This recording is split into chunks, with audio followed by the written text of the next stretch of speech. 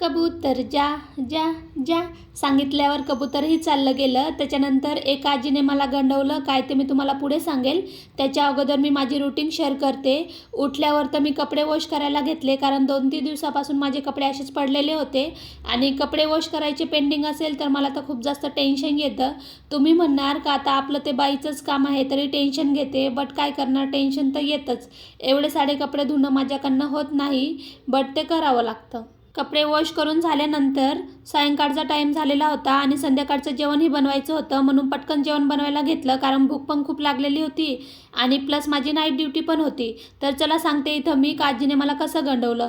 आजीनं भाजीपाला घेऊन अंधारमध्येच बसलेली होती. म्हटलं चला आज भाजीपाला आजीकडनंच घेऊन म्हणून गेली. 40 रुपये पावशेर दिली मिरची आणि मला वाटलं फ्रेश असेल आणि मोठी असेल. मी काही पाहिलं नव्हतं अंधार असल्यामुळे आणि घरी येऊन बघते तर काय एवढी छोटी छोटी आणि फ्रेश पण नव्हती, उरलेली सुरलेलीच आजीने मला दिली. असो, आज आजीचा फायदा झाला. त्याच्यानंतर जेवण वगैरे केलं आणि नाईट ड्युटी असल्यामुळे मी ड्युटीला निघाली आणि असा होता माझा आजचा दिवस. चला भेटूया पुढच्या व्लॉगमध्ये. Bye bye.